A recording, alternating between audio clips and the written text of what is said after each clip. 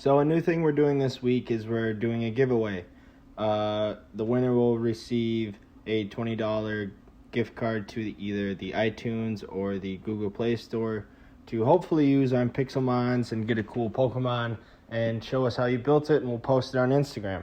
So the requirements for this competition, this giveaway, are that you are subscribed to the channel. Throughout the video there will be 3 questions. Leave the answer in the comments. And then once we're at 100 likes on the video, we will announce the winner. The only way you can win is if you answered all 3 questions correctly. Good luck!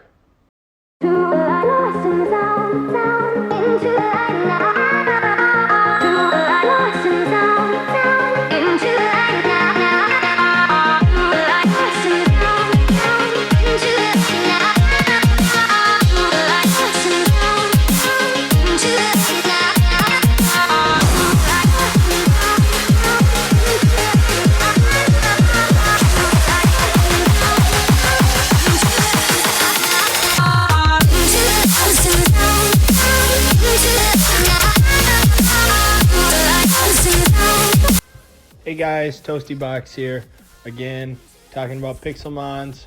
I've been doing these tip videos for a little bit now. I'm getting some positive feedback, so really appreciate all you guys hitting the like button, leaving comments, asking questions, or just enjoying the videos. Really helps me out and really helps out my friend iPickUPocket. He's my editor, does a really good job, so show him a little bit of love, show him some love in Server 19 where our guild is. Free invitation to people. Guild name is Legends. Look us up or just talk to us in World Chat. We're always on. So another shout out to our Instagram, Pixel Tamers. iPickUPocket runs that. He's doing a great job with it, giving out good content and a couple other tips and tricks, as well as letting you guys know when the next video drops. So today I'm going to talk about ranking up your character and star upgrades for your Pokemon. First, we'll start off with star upgrades. What are they? Why is it important? And where do you get these resources? So first, most important thing is when you're forming your team, you look at the Pokemon, you look at its passive. Now that passive is when it's a fully maxed Pokemon. So for instance, let's take Rayquaza since he's on my team. Now when I look him up in the Pokedex, it shows that its passive says transfers 18.5% of its physical attack and special attack. Thought, okay, that's pretty cool. I'll include it in my team. But when I first got Rayquaza, it transferred, I think, maybe like 6% of its physical attack and special attack. So now, how did I get the other 12.5%? Well, that comes from star ups. So when you're looking at your Pokemon, I think it's the 3rd tab, it literally says star up. And there's kind of 2 sub tabs in there. We're looking at the 1st tab, starring it up, not awakening it. So first time you start up a Pokemon, it says it needs blue gems. Well, blue gems, where am I supposed to get those from? Is there any other uses for it? And to my knowledge, the only other uses for it are when Pixel Tamers runs an event where you can exchange them for some other form of item. But blue gems are solely used for star upgrading your Pokemon. So before I talk about where to get these gems, I want to mention that there's 2 reasons why you do this for your Pokemon. The first I already mentioned, it increases its passive. It varies between Pokemon how much it increases it, but overall increases it. Another example is Suicune. It was very important for me to get star ups for Suicune. Main reason is because I chose that Pokemon only for its passive. So it says any damage taken, it transfers a percentage of damage into HP for allied Pokemon. So from that, the higher the percentage is that it transfers into HP, the better it makes the Pokemon. And this is really for any Pokemon. So looking back at what we need to actually do this, the second thing it does is it increases all of its stats. Now, it's not a substantial increase that's going to completely break the game, but over the 7, 8, 9 of them that you can put into your Pokemon, it'll probably gain 100,000 in each stat, which is actually a substantial number. So hopefully you guys are thinking, oh, okay, this is pretty cool. It increases CP and it makes my Pokemon better and it gives it better stats. Yeah, I'm all for this. How do I do this? So first 4 upgrades, first 4 startups, it's going to require blue crystals, and each time you start up, it's going to require more blue crystals. And so now I'm thinking, okay, where can I get blue crystals? Well, for pay-to-play players, it's really easy because they've been running a promotional event of the single recharge, just kind of dumping you with these gem bags where you can get blue or red crystals. But right now we're just focusing on the blue crystals. So you're thinking, okay, well, I'm not pay to play, so that kind of sucks. How else can I get them, Toasty Box? Well, the other places I've noticed that I can get blue crystals is from sacrificing my green, blue, and purple mons. And these mons usually come from the daily gacha, very abundant in the expert gacha, but is a little bit pricey since you do have to spend crystals or gacha cards for them. Or you can get these from doing the EXP 2-hour rush, however many times based on your VIP. You get a lot of those, and just from passively playing the game. You know, if you come back after a 6-hour break, you log in, it says you got rewards. Generally, those are going to be green and blue or blue and purple mons. So you go and sacrifice these Pokemon. You go into the Pokemon ball. It shows all your Pokemon that you have. From there, you go into the Pokemon bag, and it shows every Pokemon that you have instead of just your teams. And then you go down to the bottom left, and you select Release. From there, you select the Pokemon that you want to release. And like I said, the green, blue, and purple ones all give blue crystals.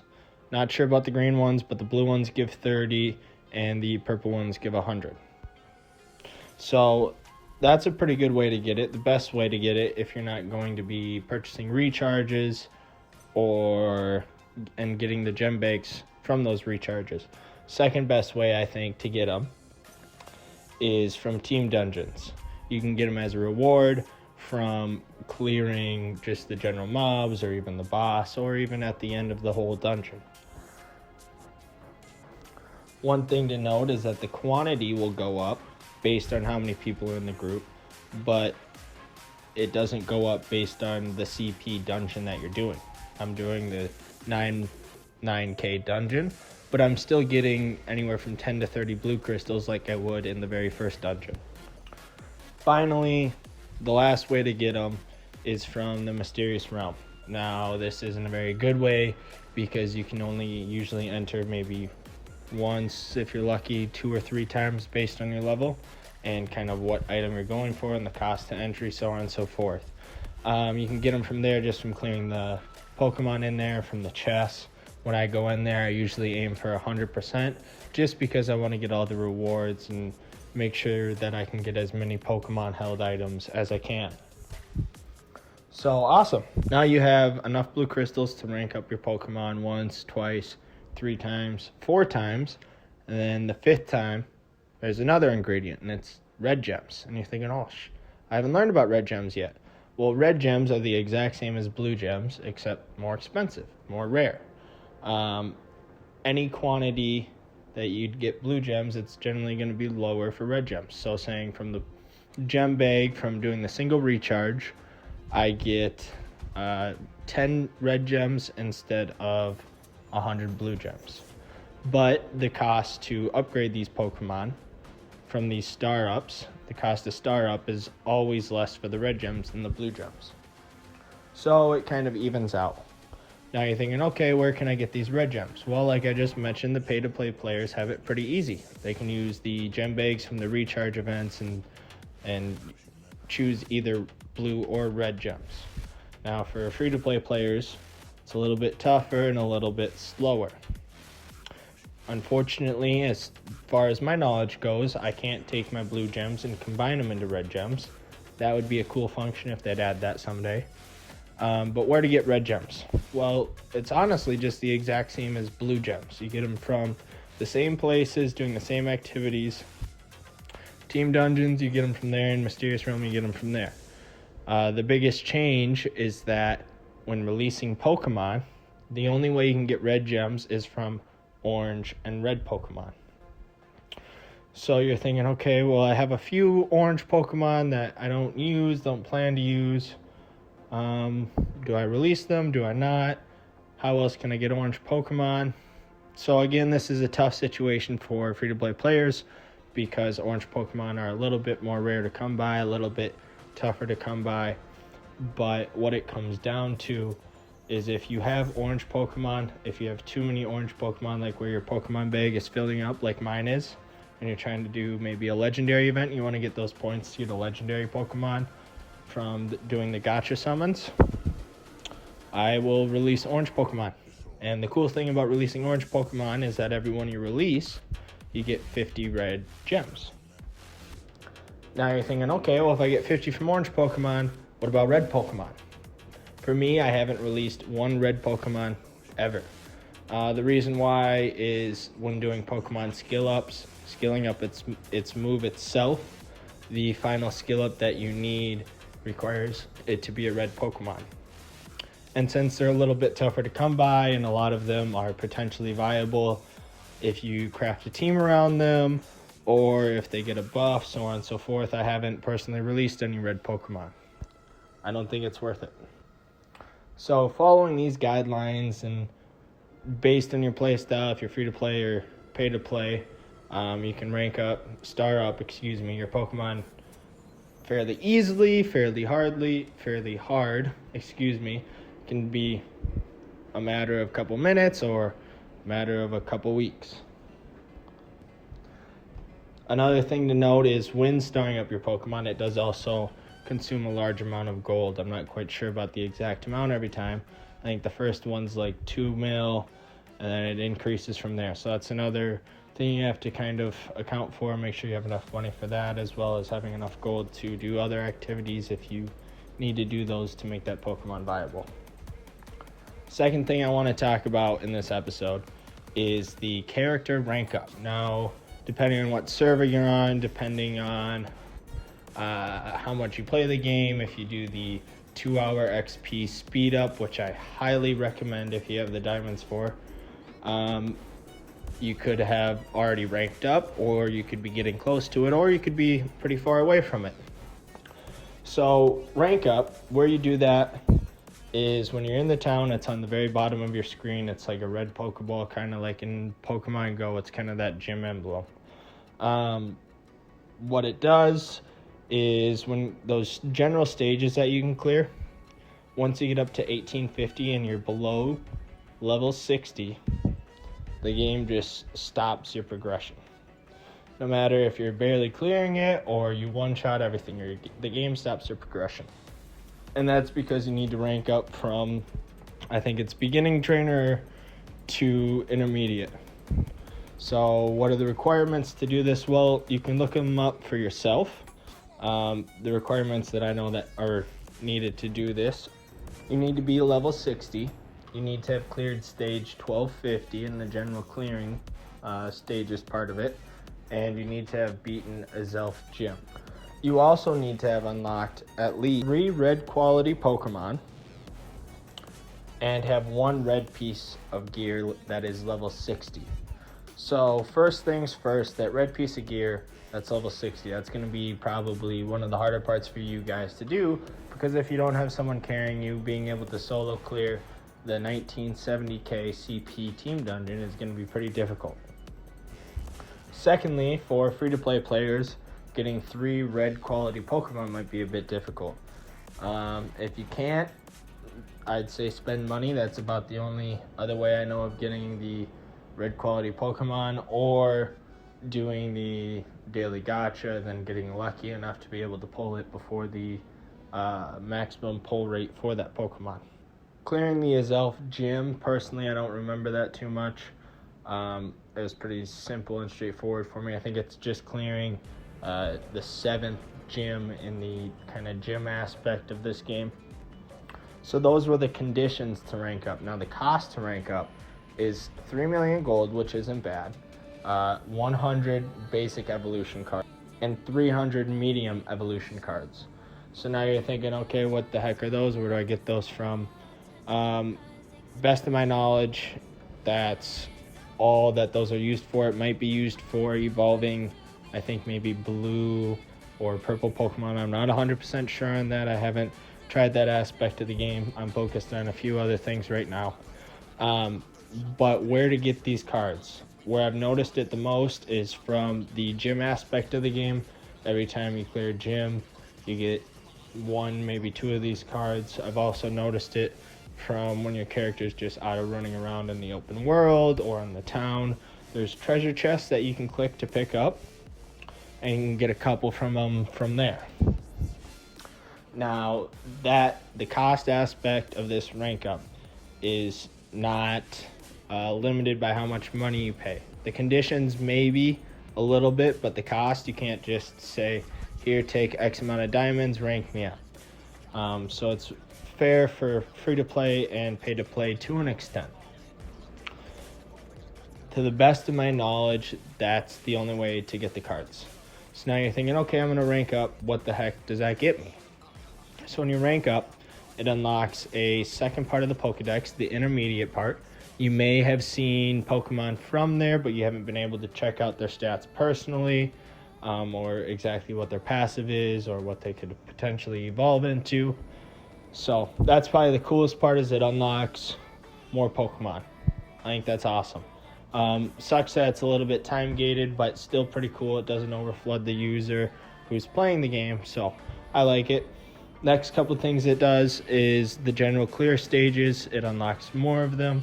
So if you were stuck at 1850 because the game said you have to be ranked up, you have to be intermediate rank to continue forwards, it unlocks that from you. And the third thing that it unlocks is, well, the third thing of a couple other things actually, is you can do higher level team dungeons. For me personally, I was able to solo the 1970k CP team dungeon fairly early on, so I was limited to only level 60 gear. Well, now that I ranked up, I am allowed to do higher tier dungeons with my friends, since it is harder content and I can't solo it anymore. So I think that's awesome.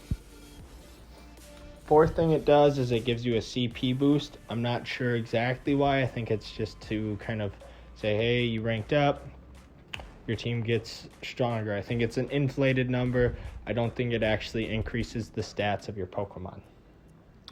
Finally, the last thing that it does is it opens up Team Slot 2 and another follow Pokemon. Team Slot 2, why do you need Team Slot 2? Well, eventually in the game you'll be strong enough to have a full 6 team of Pokemon, and then build another full 6 team of Pokemon, and then another full 6 team of Pokemon. So that, one, it's going to increase your CP. Two, when you're in the Mysterious Realm, you can switch between which Pokemon you want, which team you want, and same for gyms. You can switch between which team you want in the gym. So it can help you kind of progress in the game. Like, let's say one of your core Pokemons in Team 1 died while on a gym. You swap to Team 2. Team 2 has all 6 Pokemon, so you're kind of back up to full fighting strength. Plus, it just gives an artificial boost to your CP. A lot of times you don't use more than one team. But if you're going for overall rank, or just want to inflate your CP, which I don't know why you wouldn't, then you just toss some decent Pokemon in there that you're not using in the assisting gym, and there you go. Finally, like I said, it also allows you to have another follow Pokemon. Following mechanic is pretty cool. Get to show off one of your cool Pokemon you really like, or just a goofy looking Pokemon. But also what it does is every 5 minutes you get a friendship point. So after a while it accumulates friendship points, and your Pokemon kind of becomes stronger passively, but super, super slowly. So guys, ToastyBox signing off. Leave a like if you liked the video. Leave a comment if you have any questions, or if I said something dumb. Leave a comment. Always helps. I want to create better tip videos for anyone who wants to listen. So Toasty Box signing off, and I'll see you guys next time.